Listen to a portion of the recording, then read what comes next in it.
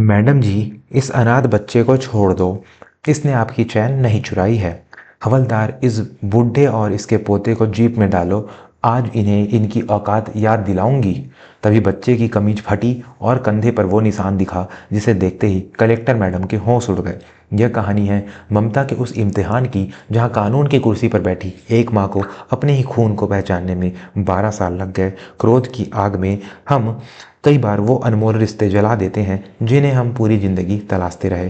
काशीपुर जिले की नई और बेहद सख्त जिलाधिकारी कलेक्टर सुनीता देवी का नाम सुनते ही बड़े बड़े अपराधियों के पसीने छूट जाते थे। वे अपने काम में इतनी कठोर थी कि लोग उन्हें पत्थर दिल कहते थे, लेकिन उस पत्थर जैसे सख्त चेहरे के पीछे एक माँ का ऐसा दर्द छिपा था जो पिछले 12 सालों से उसे अंदर ही अंदर खाया जा रहा था। सुनीता देवी की आंखों में एक ऐसा खालीपन था जिसे न तो उनका पद भर पाया था और न ही सत्ता की ताकत। मई की तपती दोपहर थी, सूरज आग बरस रहा था। सुनीता देवी अपने काफिले के साथ शहर के दौरे से लौट रही थी। उनकी गाड़ी का एसी भी बाहर की लू को पूरी तरह रोक नहीं पा रहा था। अचानक उनकी गाड़ी एक पुराने हनुमान मंदिर के पास खराब हो गई। ड्राइवर ने उतरकर इंजन चेक किया और डरते हुए बोला, मैडम, रेडिएटर में दिक्कत है, ठीक करने में कम से कम 1 घंटा लगेगा। सुनीता देवी ने झुंझलाते हुए अपनी घड़ी देखी। पसीना पोंछते हुए उन्होंने पास में ही एक फुस की झोपड़ी देखी जिसके बाहर एक पुराना बोर्ड लगा था, बाबा जी, बाबा की चाय। प्यास और गर्मी से बेहाल सुनीता देवी ने अपने सुरक्षा कर्मियों के साथ उस ढाबे की ओर कदम बढ़ा लिए। ढाबे पर एक 70 वर्षीय बुजुर्ग बाबा दीनानाथ कांपते हाथों से बर्तन धो रहे थे और एक 14-15 साल का सांवला लड़का जिसका नाम छोटू था फुर्ती से चाय छान रहा था। छोटू के कपड़े जगह जगह से फटे थे, लेकिन उसके चेहरे पर एक अजीब सा तेज और आंखों में स्वाभिमान था। पुलिस की वर्दी और लाल बत्ती वाली गाड़ियां देखकर बाबा दीनानाथ घबरा गए। उन्होंने छोटू को आवाज दी, अरे छोटू, जल्दी से साहब लोगों के लिए कुर्सियां साफ कर और पानी ला। छोटू ने तुरंत अपनी मैली गमछा से प्लास्टिक की कुर्सियां साफ की। सुनीता देवी कुर्सी पर बैठी। उन्होंने अपनी फाइल मेज पर रखी और गले में पहनी हुई अपनी सोने की चैन जिसमें एक लॉकेट लटक रहा था उसे उतारकर मेज पर रख दिया, क्योंकि गर्मी से उनकी गर्दन में चुंभन हो रही थी। उस लॉकेट में उनके 2 साल के बेटे आयुष की तस्वीर थी जो 12 साल पहले कुंभ के मेले में खो गया था। ये लॉकेट ही उनके जीने का एकमात्र सहारा था। छोटू पानी का जग लेकर आया। उसने गिलास में पानी डाला। सुनीता देवी ने पानी पिया और अपनी फाइल पढ़ने में व्यस्त हो गई। इसी बीच छोटू दूसरी मेज पर चाय देने गया था। 15 मिनट बाद जब गाड़ी ठीक होने की खबर आई तो सुनीता देवी उठ खड़ी हुई। वे अपनी फाइल उठाकर जीप की तरफ बढ़ी, लेकिन तभी उनका हाथ अपनी गर्दन पर गया। चैन गायब थी। सुनीता देवी के पैरों तले जमीन खिसक गई। वो पागलों की तरह वापस ढाबे की ओर दौड़ी। मेज खाली थी, वहां चेन नहीं थी। उनका गुस्सा 7वें आसमान पर पहुंच गया। उनका शक सीधा उस लड़के छोटू पर गया जो अभी अभी उस मेज की सफाई करके गया था। सुनीता देवी ने चीखते हुए कहा, ए लड़के, इधर आ, मेरी चेन कहाँ है? अभी इसी मेज पर रखी थी। छोटू डर गया। उसने सहमते हुए कहा, मैडम जी, मैंने नहीं देखी, मैं तो बस कप उठाने आया था। सुनीता देवी का चेहरा क्रोध से लाल हो गया। उन्होंने अपने साथ खड़े इंस्पेक्टर कदम सिंह को इशारा किया, इंस्पेक्टर, तलाशी लो इसकी। ये गरीब लोग मौका देखते ही नियत खराब कर लेते हैं। वो चैन मेरे लिए सिर्फ सोना नहीं, मेरी जिंदगी है। इंस्पेक्टर कदम सिंह ने छोटू का कॉलर पकड़ा और उसे घसीटते हुए बाहर लाए। बाबा दीनानाथ दौड़कर आए और इंस्पेक्टर के पैरों में गिर पड़े। साहब, मेरे छोटू को मत मारो, ये चोरी नहीं कर सकता। ये तो भगवान का बच्चा है साहब, इसने आज तक एक पैसा नहीं उठाया। लेकिन सत्ता के नशे में चूर पुलिस वालों ने एक न सुनी। इंस्पेक्टर ने छोटू की जेबें टटोली, लेकिन कुछ नहीं मिला। सुनीता देवी ने कड़क आवाज में कहा, यही कहीं छिपाया होगा, इसे तब तक मारो जब तक ये सच ना उगल दे। इंस्पेक्टर ने अपना डंडा उठाया और छोटू की पतली टांगों पर दे मारा। छोटू दर्द से चीख पड़ा, माँ नहीं, मैंने नहीं ली मैडम जी, सच में नहीं ली। यह दृश्य देखकर वहां खड़े गांव वालों की रूह कांप गई, लेकिन कलेक्टर मैडम के सामने बोलने की हिम्मत किसी ने नहीं की।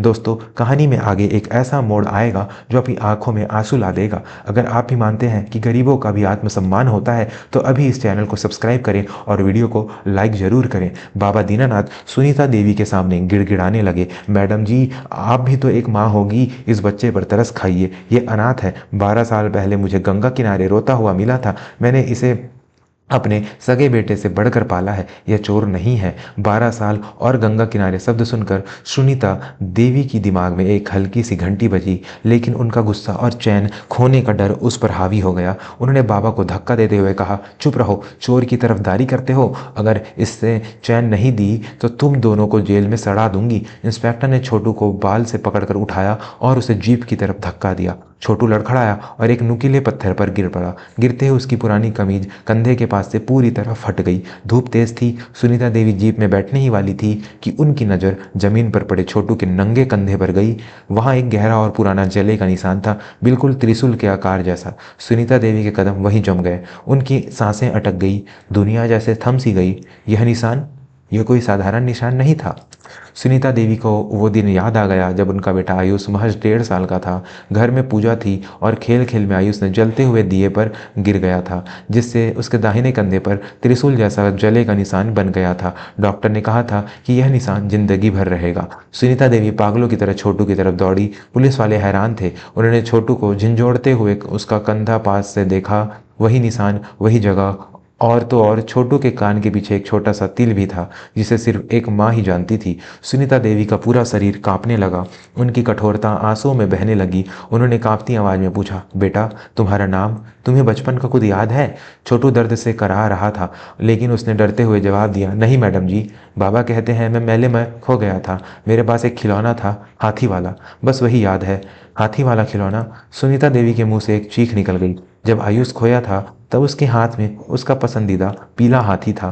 तभी वहाँ भीड़ में से एक छोटा बच्चा दौड़ता हुआ आया। अरे वो देखो, वो कौवा कुछ लेकर उड़ रहा है। सबने ऊपर देखा। ढाबे की छप्पर पर एक कौवा बैठा था और उसकी चोंच में कुछ चमक रहा था। वह सुनीता देवी की सोने की चैन थी। कौवा शायद चमकती चीज़ देखकर उसे उठा ले गया था और अब उसे छप्पर पर गिरा दिया था। सब सच्चाई सामने आ चुकी थी। छोटू निर्दोष था और नियति का खेल देखिए। जिस बच्चे को सुनीता देवी ने चोर समझकर पिटवाया, वह उनका जिगर का टुकड़ा, उनका खोया हुआ आयुष था। सुनीता देवी वहीं घुटनों के बल बैठ गई और फूट फूट कर रोने लगी। हे भगवान, मैंने क्या किया? मैंने अपने ही बेटे को, अपने ही आयुष को। उन्होंने छोटू को, जो अब भी डरा हुआ था, जोर से अपने सीने से लगा लिया। 12 साल का सूखा आज ममता की बारिश में भीग गया। छोटू समझ नहीं पा रहा था कि जो मैडम अभी उसे जेल भेजने की बात कर रही थी, वो अब उसे बेटा बेटा कहकर क्यों रो रही है। इंस्पेक्टर और पुलिस वाले अपनी जगह बुत बने खड़े रहे। उन्हें अपनी गलती का एहसास हो चुका था। सुनीता देवी ने रोते हुए बाबा दीनानाथ के पैर पकड़ लिए। एक जिले की कलेक्टर एक गरीब चाय वाले के पैरों में थी। बाबा, मुझे माफ़ कर दीजिए। जिसे मैं पूरी दुनिया में ढूंढती रही, उसे आपने अपनी गरीबी में भी पाल पोस कर बड़ा किया, और मैं अंधी होकर उसे ही मारने चली थी। बाबा दीनानाथ ने उन्हें उठाया और अपनी मैली धोती से उनके आंसू पोंछे। रोइए मत बिटिया, भगवान के घर देर है अंधेर नहीं। आपका खजाना आपको मुबारक हो। बस इस बच्चे को कभी इस बात का एहसास मत होने देना कि एक गरीब के गल पला है। सुनीता देवी ने खड़े होकर पुलिस वालों को देखा, जो अब नज़रें झुकाए खड़े थे।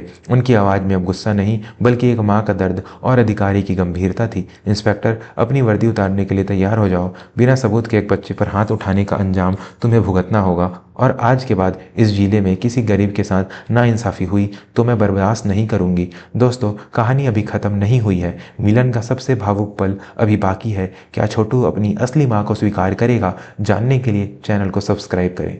सुनीता देवी ने छोटू का चेहरा अपने हाथों में लिया और उसके माथे को चूमा।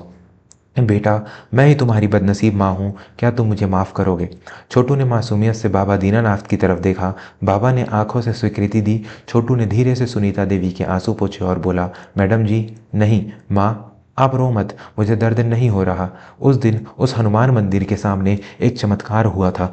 एक माँ को बेटा मिला, एक अनाथ को परिवार, और सत्ता को एक सबक कि हर मैला कपड़ा पहनने वाला चोर नहीं होता। सुनीता देवी छोटू को अपनी साथ ले गई, लेकिन उन्होंने बाबा दीनानाथ को नहीं छोड़ा। उन्होंने बाबा को अपने सरकारी आवास में पिता का दर्जा देकर साथ रखा। जिस लड़के को दुनिया छोटू कहती थी, वह आज फिर से आयुष बन गया था। लेकिन आयुष ने एक शर्त रखी, वह बड़ा होकर कलेक्टर नहीं, बल्कि बाबा जैसा दयालु इंसान बनेगा।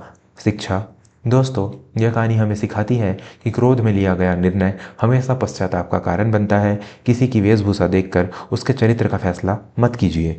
न जाने किस गरीब के रूप में नारायण मिल जाए, या किस अनाथ के रूप में अपना ही खोया हुआ अंश। अगर इस कहानी में ने आपके दिल को छुआ है तो कमेंट में माँ ज़रूर लिखें और इस वीडियो को अपने परिवार के साथ शेयर करें। धन्यवाद।